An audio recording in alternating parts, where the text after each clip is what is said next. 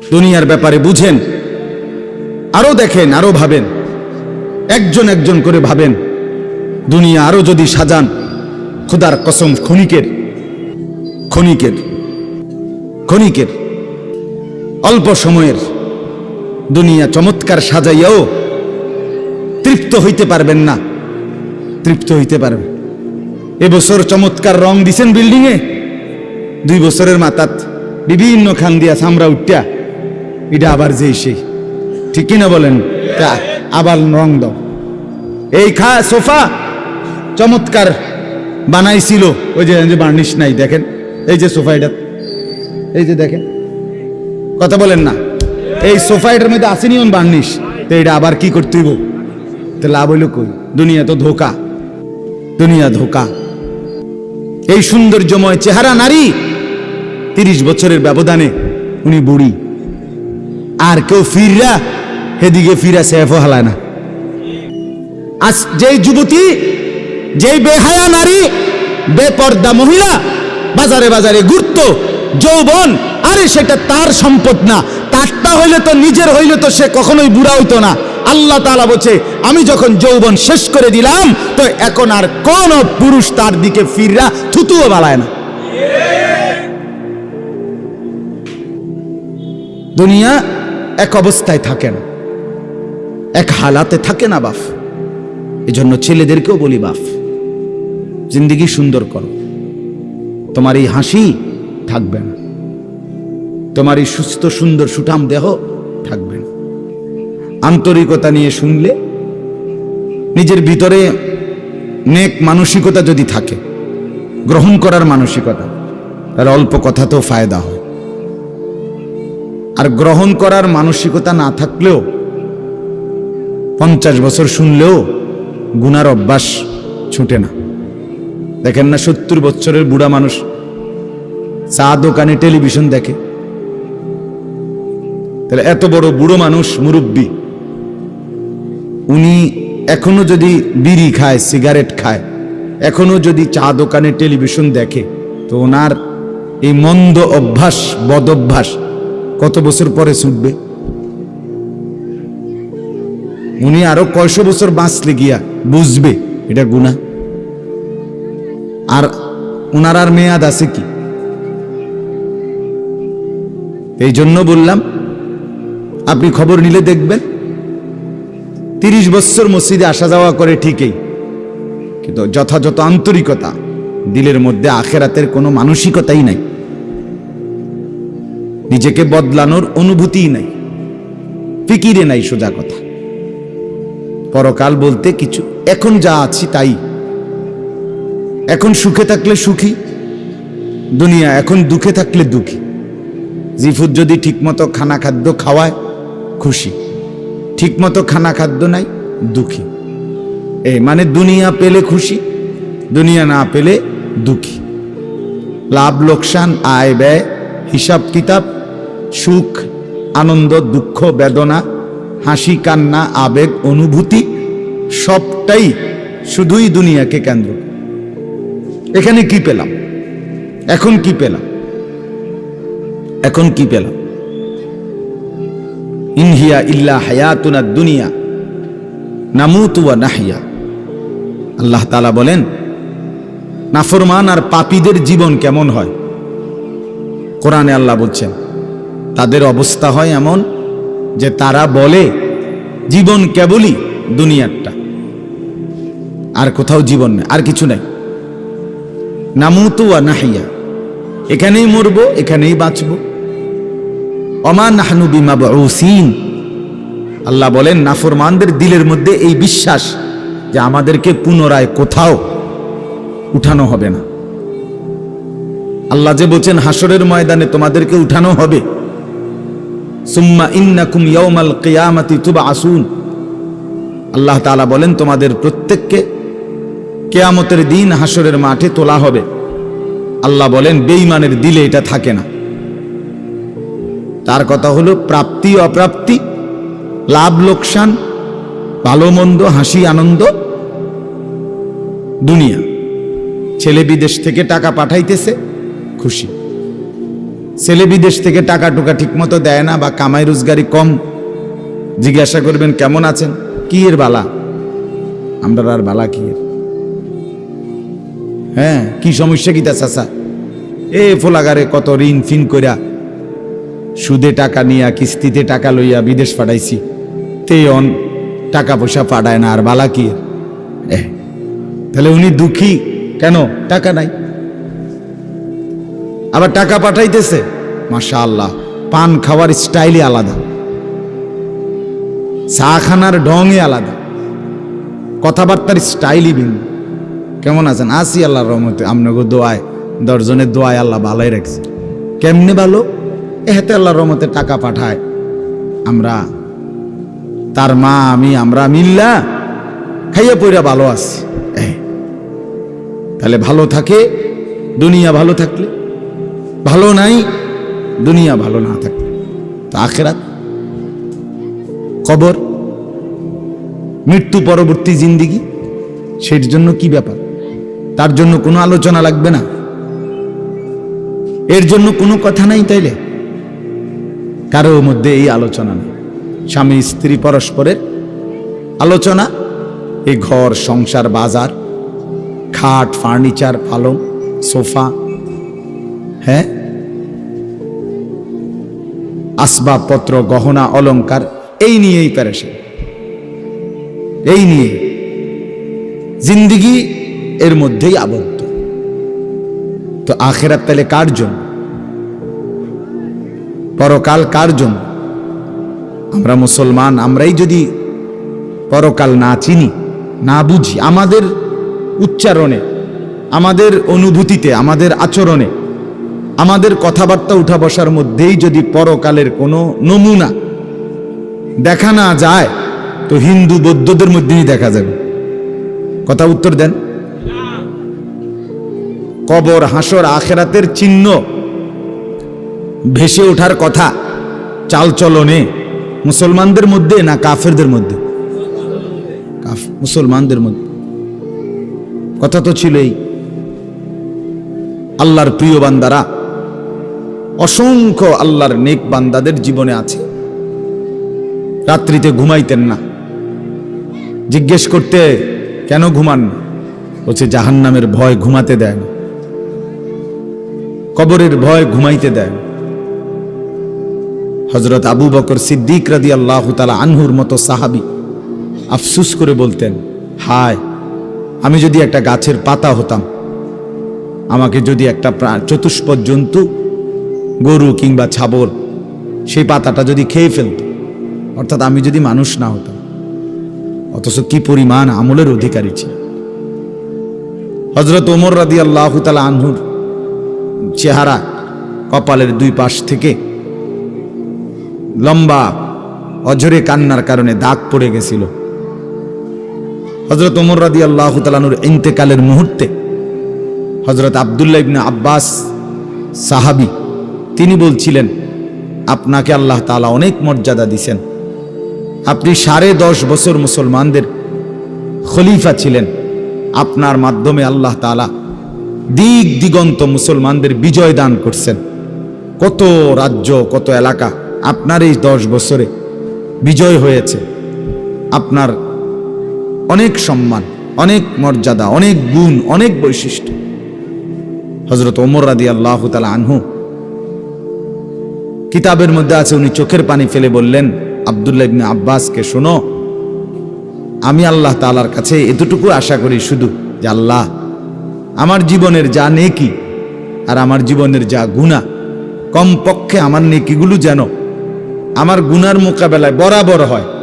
অর্থাৎ এতটুকু নেকি যেন কমপক্ষে হয় যে গুনাহগুলোকে মোচন করে দেয়, নেকিগুলো দিয়ে গুনাহগুলো যেন মিটে বরাবর হয়। এর যদি হয় তো আমি আল্লাহর কাছে সন্তুষ্ট নিজেকে মনে করি, আমার এর দূরে সারব। অর্থাৎ নিজের এই বিপুল পরিমাণ নেক আমলকে কিছুই মনে করেন, সামান্য। তা আমাদের পুঁজি কোথায়? আমাদের এই শুক্রবারের শুধু সপ্তাহে একদিনের জুমার নামাজ, এটাই আমাদেরকে জান্নাত এনে দিবে, ঠিক না? হ্যাঁ, মাঝে মধ্যে গরিব দুঃখীকে 2 টাকা 5 টাকা দিলে এতে আমাদের বেহেশত চলে আসবে, ঠিক না? তো বলেন, এজন্য বললাম আমরা প্রত্যেকে আন্তরিকতা নিয়ে ভেতরে যারা মনোযোগ দিয়ে শুনেন, দেখবেন আমার আপনার ভেতরে যদি অনুভূতি তৈরি হয়, ভাবনা তৈরি হয়, ফিকির আসে, লাভ। সবাই একসাথে হবে না, সবাই একসাথে বদলায় না, সবাই একসাথে পরিবর্তন হয় না, কারো কপালে পরিবর্তন হয়ই না, বদনসিব। কারো সময়ের ব্যবধান হয়। আমাদের প্রিয় নবী সাল্লাল্লাহু আলাইহি সাল্লামের কাছে যারা সাহাবী হয়েছেন, কালেমা পড়ছেন, তারা প্রত্যেকেই প্রথম দিনেই তো সবাই কালেমা পড়ছেন, ঠিক না? বুঝেন নাই কথা? যতজন সাহাবী হয়েছে নবীজির, সবাই একদিনেই কালেমা পড়ে ফেলছে নাকি? তাহলে সময়ের আগ পিছ আছে কিনা বলেন? কেউ প্রথম দিন কালেমা পড়ছে, কেউ 21 বছর পরে কালেমা পড়ছে, কেউ 22 বছর পরে কালেমা পড়ছে। তো যিনি 23 বছরের মাথায় কালেমা পড়ছে তিনিও কামিয়াব, যিনি প্রথম দিন কালেমা পড়ছে তিনিও কামিয়াব, সৌভাগ্যবান। এজন্য বুঝ আসবে, এর মধ্যে আকপিস হবে। সবাই একই দিনে জোনায়েদ বাগদাদি হবে না, সবাই একদিনে বাইজিদ বুস্তামি হবে না, সবাই একদিনে রাবেয়া বসরি হবে না, সময়ের ব্যবধান হবে, আকপিস হবে। এবং কারো কপালে হেদায়েত জুটবেই না। ইন্নাকা লা তাহদি মান আহবাবতা। আল্লাহ তাআলা আমাদের নবী সাল্লাল্লাহু আলাইহি সাল্লামকে বলছেন, আপনি খুব চাইলে, ভালোবাসলে আপনি নিজে কাউকে হেদায়েত দিতে পারবেন না, সেখানে আমি কি? কথা বলেন না? সেখানে আমাদের কোনো পাত্তা আসেনি কোনো? খুদ রাসূলকে আল্লাহ বলছে, হে নবী আপনি চাইলে হবে না, আমি চাইতে হবে। ওয়ালাকিন্নাল্লাহ ইয়াহদি মান ইয়াশা, বরং আমি আল্লাহ যাকে চাই আমি তাকে হেদায়েত দান করি। তাহলে মূলত হেদায়েত দেয় কে? ফয়সালা কার হাতে? আমার বলা আপনার শোনা কোনোটাই মূল বিষয় না। মূল বিষয় হলো এটা একটা উসিলা ধরা, কিন্তু মূল ফয়সালা কার হাতে? ওয়ালাউলা ফাদলুল্লাহি আলাইকুম ওয়া রাহমাতু মাজ। এই বেটা মোবাইল না ধরতে মানা করছি, সুন্দর করে বললে হয় না। অনেকের খাসিয়ত এতটাই যে ধমক না দিলে, কথা বুঝছেন না, এটা তার একটা তবিয়ত হয়ে গেছে। না আমারে এমনি করলে আমি বুঝতাম না, আমার ধমকাই তুমি। বদ অভ্যাস মানে জিন্দিগির একটা মিনিট লজ্জা শরম কিচ্ছুর কোনো ধার ধারে না। ছেলেরা মোবাইল ছাড়া 1 মিনিট থাকতে রাজি না। এবারে মা দেখুক, নাহলে বাফে দেখুক, নাহলে হুজুর দেখুক, নাহলে একবারে আব্দুল কাদের জিলানি দেখুক, আমার এত কোনো অসুবিধা নেই। আমার দরকার মোবাইল। মোবাইল আছে, আমি আছি, খালাস। আমার জিন্দিগির এবার ইজ্জত থাক বা না থাক, আমার চরিত্র থাকুক বা না থাকুক, আমার আল্লাহ খোদা আখেরাত পরকাল কিচ্ছু না থাকুক, আমার মোবাইল আছে, খালাস, আমার জিন্দিগি সার্থক। এই হলো জিন্দিগি, মানে জীবনটাই মোবাইল, মোবাইলটাই জীবন। বেঁচে আছে মোবাইল টিপবার জন্য, মোবাইল বানানো হয়েছে তার কাছে পৌঁছবার জন্য। আজ ছেলেদের হালাত মানে বেঁচেই আছে এটার জন্য, বেঁচেই আছে। জিন্দিগিটাই এটার সাথে সম্পৃক্ত, জীবনটাই এটার সাথে। পৃথিবীতে কোনো যুগে, মনে রাখবেন এই পৃথিবীর ইতিহাস এটা, পৃথিবীতে কোনো যুগে একসাথে সম্মিলিতভাবে যুব সমাজ এত বেশি গাফেল, অকর্মণ্য, অপদার্থ কোনো যুগে হয় নাই একসাথে। এখন যেটা আগে একটা সমাজে, একটা এলাকায় বখাটে দুশ্চরিত্র একজন ছিল, দুইজন ছিল, চিহ্নিত, কথা বোঝেন নাই, চিহ্নিত, তারে মানুষে চিনত, তে সুর, গ্রামে চুক্তি হয়তো একজন, তে একটু খারাপ, তার লগে মিশ্র না। কিন্তু এখন ভদ্রঘরের ছেলে, স্বাভাবিক ঘর থেকে বের হইছে মুসলমানের ছেলে, দিনের পর দিন, রাতের পর রাত এক ওয়াক্ত নামাজ পড়ে না। এতে মা বাবারও কোনো আফসোস নাই, এলাকাবাসীরও কোনো আফসোস নাই, পাড়া মহল্লার সর্দার মাতব্বর কারো কোনো আফসোস নাই, কারো মুখে এই নিয়ে কোনো আলোচনা নাই যে কি আমগো এলাকার যে ফোলাফাইন্ডি এগুলা যে কোনো নামাজই পড়ে না, আমগোর সামনে দুষ্টামি করে, হাঁটাহাঁটি করে, আমরা কি এটা বলতে পারি না? এই অনুভূতিটুকু পর্যন্ত লোপ পাইছে। আহ, এত দুর্ভাগ্য মুসলমানের ইতিহাসে আর কখনো হয় না। বেনামাজি আগেও ছিল, কথা বোঝেন নাই, বেনামাজি আগেও ছিল, এতটা গাফেল আগে ছিল, মা বাপ এত অসচেতন আগে ছিল। আমার মনে আছে আমরা প্রাইমারি স্কুলে হিন্দু স্যার জমের মতো ভয় পাইতাম, হিন্দু মাস্টার, কিন্তু ভীষণ ভয় করতাম। স্যারে দেখলে মাইরা লেবে, এতটা ছিল একটা সময়। কত, আজ থেকে 500 বছর আগে, ঠিক না? আমার বয়স ধরেন 500 বছর, আমি আদি যুগের মানুষ, এরমনি তো আমার বয়স 42 বছর রানিং, শুরু হয়েছে 41 শেষ হয়েছে, তাহলে 30 বছর আগের কথা। আমার পড়ালেখার প্রাইমারি ছোটবেলার জীবন 30 বছর আগের কথা না, 30 বছর আগে। তাহলে এই জন্য বললাম জিন্দিগিটা মোবাইলটার উপরে তুলে দিস, হাসি কান্না আনন্দ বেদনা, হাসলে কাশলে, পেশাব পায়খানা টয়লেট বাথরুম, হ্যাঁ, হোটেল রেস্তোরাঁ পার্ক, যেখানে যখন যাবে 24 ঘন্টার মেইন কাজ আগে একটা ছবি উঠানো, আগে ছবি উঠানো, এরপরে বাকি কাজ। আমি সেদিন ওই ফেরির মধ্যে উঠছি, বুঝছেন, ফেরি পার হমু আর কি, আমার গাড়ি উঠছে, আমিও উঠছি, তো দেখলাম যে মোটরসাইকেল দিয়ে এক ছেলে ফেরিতে মোটরসাইকেলটা নিয়ে উঠছে ফেরিতে, উইটা মাত্র এক পাশে এটারে ব্রেক করে থুইয়া মানে 1 মিনিট দেরি হয়েছে না, আগে এটার পাশে দাঁড়াইয়া একটা ছবি উঠাইছে, আগে উঠাইয়া চুলটুল ঠিক করে ছবিটা 2-3টা পোস্টে উঠাইয়া এরপরে হেতে চারিদিকে চাইছে যে আগে মানুষ আসেনি আরো না, আমি শুধু ফেরি। মানে তার প্রথম দায়িত্ব কি উঠানো, ছবি উঠা। তাহলে কি পরিমাণ ছাগল মানুষের বাচ্চা পরিণত হইছে বুঝতেছেন? তুমি মোটরসাইকেলের লগে খাড়াইয়া ফেরির মধ্যে ছবি উঠাইয়া ফেসবুকে দিলা, তোমার এটা কোন ছাগলে দেখবো? এটার মধ্যে দেখার কি আছে? মোটরসাইকেল কি বাপ দাদা 14 গোষ্ঠী কেউ চালাইছে না? কথা বলেন না কেন? তো তুমি এটা কিতা দিয়ে আইলা, কি দেখুন কি আছে? এটা মোটরসাইকেলে কি আশ্চর্য, আর তুমি কি আশ্চর্য?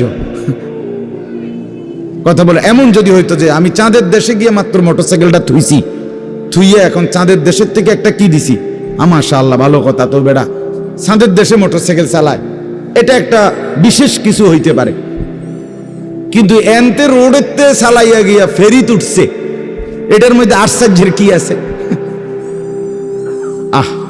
মানে রুচির দুর্ভিক্ষ, রুচিহীনতা, মন মানসিকতা একদম নিচে নেমে গেছে, একদম অনুভূতি বিবেক লোপ পেয়ে গেছে, মা বোনদের বেহায়াপনা চূড়ান্ত সীমায় নেমে গেছে। মহিলারা পুরুষ সামনে দোনো পাশে ডানে বামে হাঁটতে উঠতে লড়তে দৌড়তে কোনো লজ্জাবোধ করে না। কি বেড়ার গাত লাগে না, বেডিতের গাত লাগে না, অটোর গাত লাগে না, সিএনজির গাত, এত সময় নাই। বুড়ি ব্যস্ত, বাজার মার্কেটিং, দোকান কেনাকাটা,